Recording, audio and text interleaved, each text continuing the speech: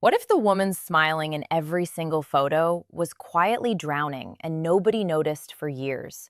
What if the happiness you watched on television, the joy you saw in the wedding portraits, the content plastered across magazine covers, was never really happiness at all?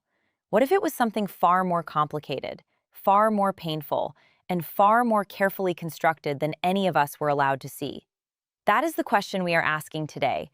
And by the time this video is over, you will never look at a Duggar family photo the same way again. We are going deep. We are going places the mainstream media will not go.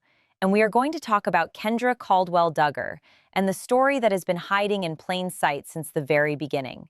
If this kind of content is what you came here for, real analysis, no fluff, no corporate filter, hit that like button right now and subscribe to Jenny Exposes, because we do not hold back on this channel and we are just getting started. Let us begin. Kendra Caldwell grew up in a world that most people watching this video cannot fully imagine. She was raised in an ultra-conservative Christian household, homeschooled her entire life, shielded from mainstream culture, from peer relationships outside her community, from the kind of ordinary teenage experiences that most young women take completely for granted. She did not go to public school. She did not go to college. She did not hold a job, build a career, or develop financial independence of any kind. Her entire framework for understanding the world, for understanding herself, for understanding what love looked like and what a woman's role was supposed to be, all of it came from one tightly controlled environment. And then, at 17 years old, she met Joseph Duggar. She was engaged at 18, married at 19. And just like that, one controlled world handed her directly to another. Now, I want to be clear about something before we go any further, because this channel is built on credibility and I will not sacrifice that for clicks. We are going to be speculating in parts of this video. We are going to be drawing connections and raising questions that have not been definitively answered in any courtroom or in any public statement. But we are going to be transparent about when we are doing that. What we are not going to do is pretend that the publicly available record does not tell a deeply troubling story all on its own, because it does. And that story starts long before any legal proceedings. It starts with the courtship. If you are not familiar with the Duggar courtship system, let me walk you through it, because understanding this is absolutely essential to understanding everything that comes later. In the world the Duggars built and broadcast on national television, young people do not date, they court. And courting in this context means that romantic relationships are overseen and controlled by the fathers involved. There are no unsupervised meetings. There is no private communication that has not been filtered or approved. Physical contact before marriage is restricted to the point where even holding hands becomes a milestone that requires permission. The young people inside this system, and I want you to really sit with this, are not making independent choices about who they will spend their lives with. They are operating inside a framework where those choices have been pre-shaped, pre-approved, and pre-directed by authority figures who hold enormous power over them. So when we ask whether Kendra truly chose Joseph, what we are really asking is, within a system designed like that, what does choosing even mean? Watch the interviews from that period. Watch how Kendra speaks about Joseph. Watch how she describes their relationship, their future, her feelings. And then ask yourself, does this sound like a young woman who has arrived at these conclusions on her own, through genuine self-discovery? Or does it sound like a young woman who has learned, very carefully, exactly what she is supposed to say? The words she uses, the framing she reaches for, the way she mirrors his language almost perfectly. These are not the words of someone who grew up with enough space to develop an independent inner voice. These are the words of someone who was never really given the chance. And here is where the timeline becomes important. Kendra and Joseph got married in September of 2017. By July of 2018, less than a year later, their first child was born. By November of 2019, their second. By August of 2021, their third. By October of 2022, their fourth.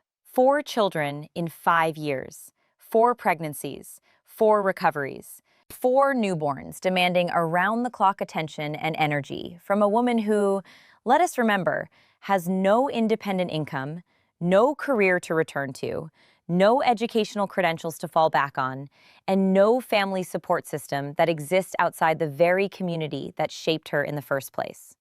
I want you to do the math here, not just the math of how many children in how many years, but the deeper math, the math of what that does to a person's freedom of movement. Because here's the thing that does not get talked about enough in conversations about high-control religious communities. Rapid consecutive pregnancies are not just a cultural preference. In many cases, they function as a structural reality that makes independence almost physically impossible. When you are pregnant, or recovering from birth, or nursing a newborn, or chasing a toddler while pregnant again, you are not thinking about leaving. You are not strategizing your exit. You are surviving. Day by day, feeding schedule by feeding schedule, you are surviving. And that survival consumes everything. This is not a theory I invented. Researchers who study high-control environments and coercive relationships have documented this pattern extensively. The isolation does not always look like locked doors. Sometimes it looks like a positive pregnancy test. Sometimes it looks like a nursery being painted for the third time in 4 years. Now I need to talk about something that went largely underreported at the time, and that I think tells us something critical about the emotional reality inside this marriage. During Kendra's second pregnancy, something went terribly wrong. She experienced a serious, life-threatening complication. This is publicly documented. It was discussed on their social media, referenced in family statements, and covered in entertainment media. Kendra nearly died. Let that register for a moment. A young woman in her early 20s, already raising one small child, nearly lost her life during her second pregnancy.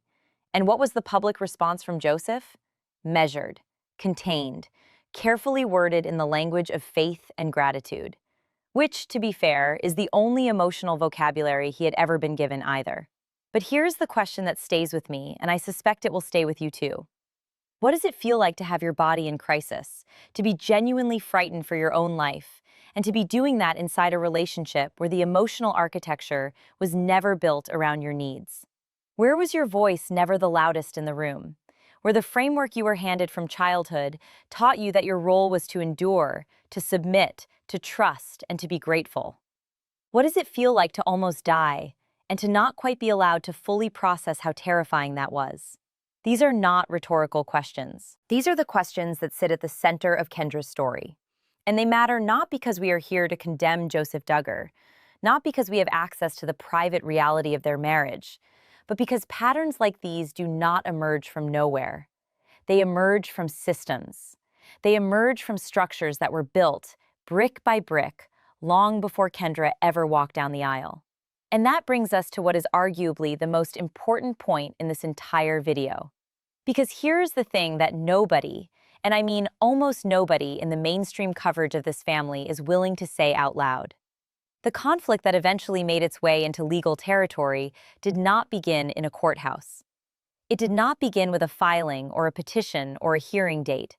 It began on the day Kendra was taught that submission was love. It began in a homeschool curriculum that never asked her what she wanted. It began in a courtship system where her father's approval was the threshold she had to clear before her own feelings were even allowed to enter the room. It began in a marriage that was celebrated on television by millions of viewers who had absolutely no idea what the actual foundation of that marriage looked like from the inside. Legal proceedings, whatever form they take, whatever specifics eventually become public record, do not materialize out of thin air. They are the visible tip of something much larger, much older, and much more deeply embedded. When a woman who is raised inside a system of total institutional control eventually finds herself in a position where the law becomes her only available framework for recourse, that is not an accident. That is the logical endpoint of decades of a particular kind of architecture. Architecture that was built to last. Architecture that was built to hold. And the most chilling part? It was all done in the name of love. We are going to go much deeper in part 2. We are going to look at what the court situation actually reveals about what is being protected and by whom. We are going to ask the question that I think gets closest to the truth of all of this. What does a man who grew up inside a legacy brand built on family perfection actually stand to lose when that image begins to crack? We are going to talk about the Duggar reputation machine, the TLC years, the carefully curated image, the enormous stakes of keeping that image intact. And we are going to ask what happens when one person inside that machine decides she wants out. Stay with me. Subscribe if you have not already, because part 2 drops soon and you do not want to come in cold. Drop your thoughts in the comments below. Tell me, did you see these signs earlier? Did something about Kendra always feel off to you, even when you could not name it? Because I think a lot of you did. I think you were watching, and something was whispering to you that the smile was a little too perfect. The answers were a little too rehearsed. The contentment was a little too performed. Trust that instinct. We are about to follow it all the way to the end. Let us pick up exactly where we left off. We established that Kendra Caldwell did not arrive at this moment in her life by accident. We established that the system she was raised inside, the courtship structure, the homeschooling, the total absence of independent financial footing, the rapid succession of pregnancies, all of it created an environment where her ability to define herself on her own terms was systematically, structurally, and in many cases, lovingly dismantled before she ever had the chance to build it in the first place. That last part is the hardest part to hold, because the people who built that system did not think of themselves as doing harm. They thought of themselves as doing exactly the right thing. They thought they were protecting her. They thought they were preparing her. And that gap between what they believed they were doing and what was actually happening is the gap where Kendra's story lives. Now I want to do something that this kind of content rarely does. I want to slow down and actually step inside the room. I want to give you a sense of what it might have felt like when the legal system, an institution that, for the first time in Kendra's life, was not controlled by her father or her husband or her church, became the place where her voice was finally allowed to exist. What follows is a dramatized narrative. It is based on publicly available records, reported information, and reasoned speculation. It is not a transcript. It is not a documentary claim. It is a narrative tool, a way of making real what the dry language of legal filings cannot fully communicate. I am flagging that clearly because this channel operates with integrity, and you deserve to know the difference between documented fact and dramatized illustration. With that said, here we go. Imagine a courtroom.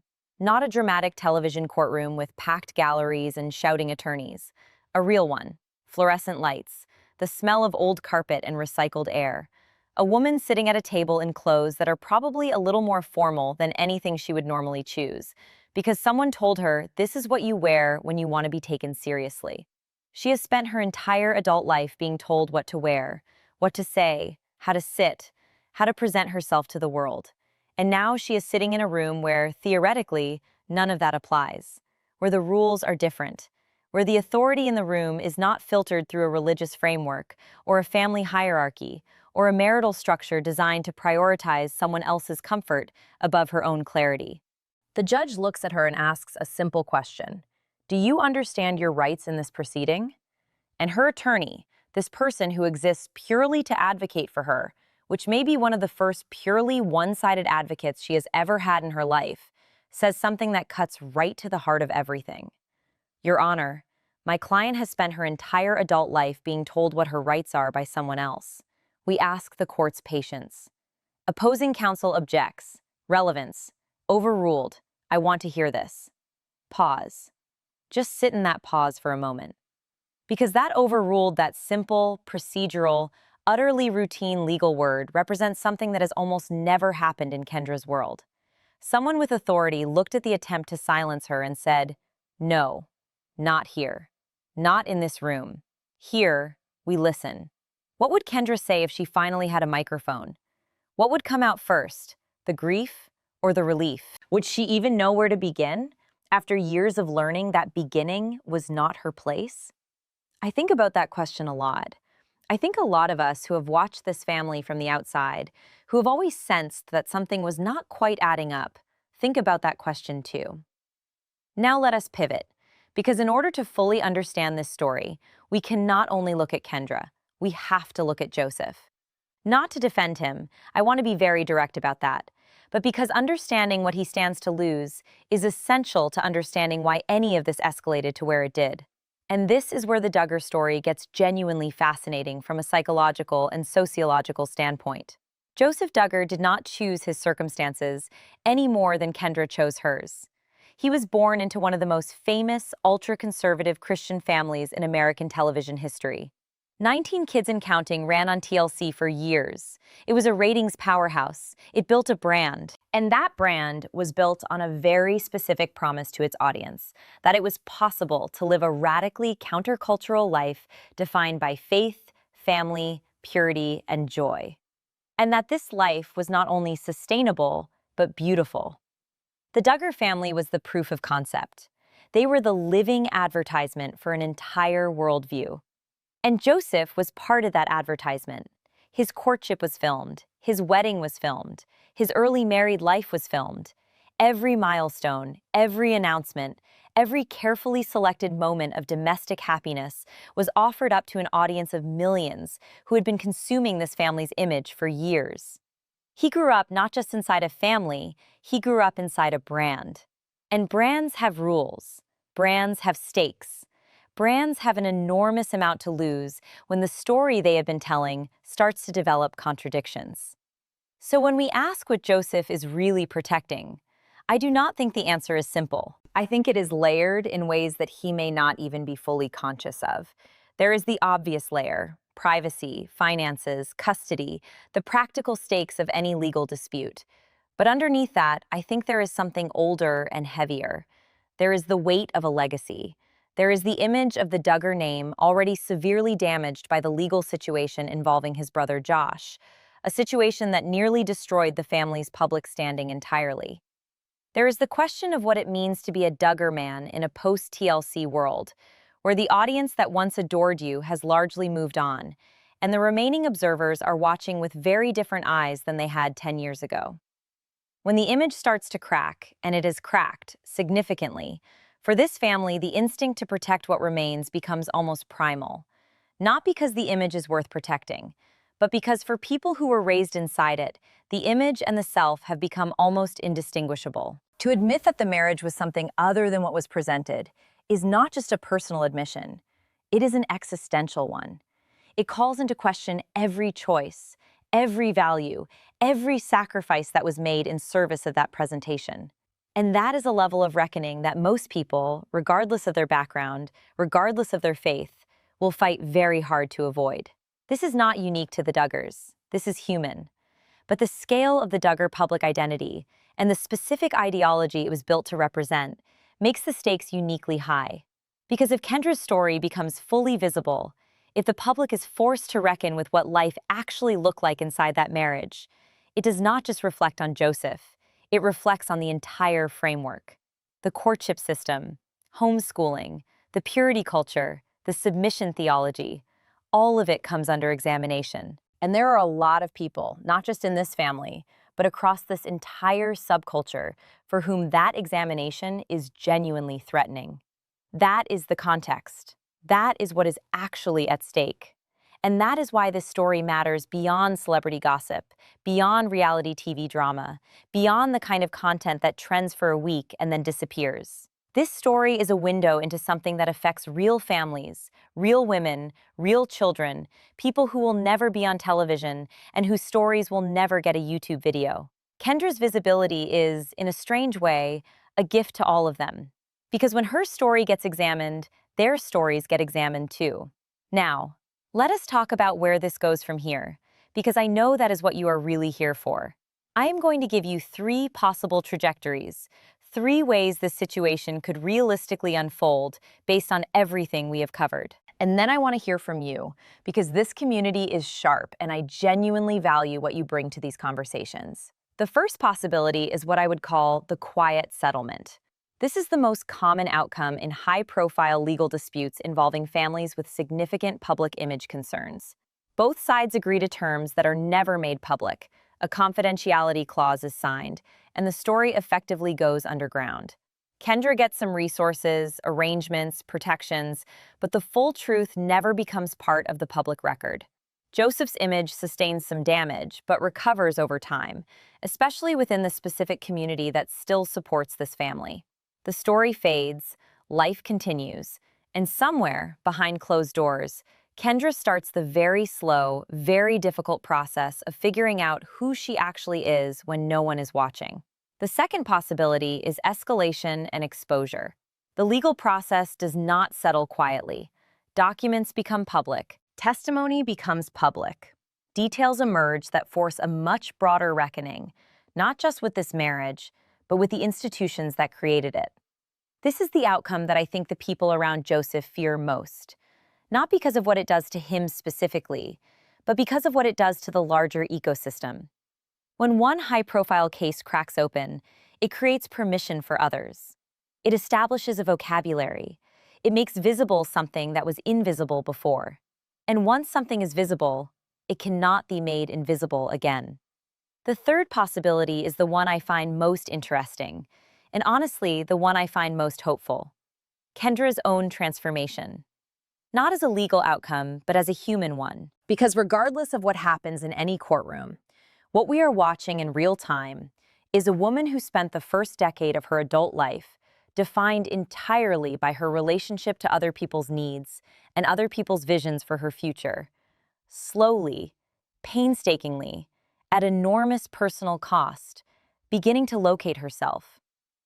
Beginning to ask what she actually thinks, what she actually wants, what she actually deserves. That process is not linear. It is not clean. It does not happen on a timetable that makes for satisfying content. But it is real. And it is happening. And if you have ever watched someone you love go through something like it, or if you have gone through it yourself, you know that it is one of the most profound and irreversible things a human being can do. That third outcome does not require a favorable ruling. It does not require public vindication. It does not require Joseph to admit anything, or the Duggar brand to collapse, or TLC to issue an apology. It just requires Kendra one day, maybe not today, maybe not this year, to look at her own reflection and recognize someone she chose, someone she built, someone no one handed to her. I think she is already on that road. I think the fact that we are here, having this conversation, is evidence that something has shifted. And I think wherever she ends up, the version of Kendra that exists on the other side of all of this will be someone that the girl who smiled in all those photos could never have imagined. So here is my question to you. Based on everything we just walked through together, the courtship, the timeline, the pregnancies, the near-death experience, the legal proceedings, the image machine, the stakes, what do you think happens next? I genuinely want to know. Drop your prediction in the comments below. If you think we are headed toward the quiet settlement, type Team Silence. If you think this is about to blow wide open, type Team Exposure. And if you believe, like I do, that the most important story here is Kendra's own becoming, regardless of what any court decides, type Team Kendra. Tell me where you stand. Tell me what you saw that I missed. Tell me if there was a moment in this video where something clicked for you that never clicked before. Because that is why we do this. Not for the drama, though there is plenty of it. Not for the controversy, though we do not run from it. But because these stories matter. Because the systems that shaped Kendra are still shaping people right now, today, in homes that will never be on television.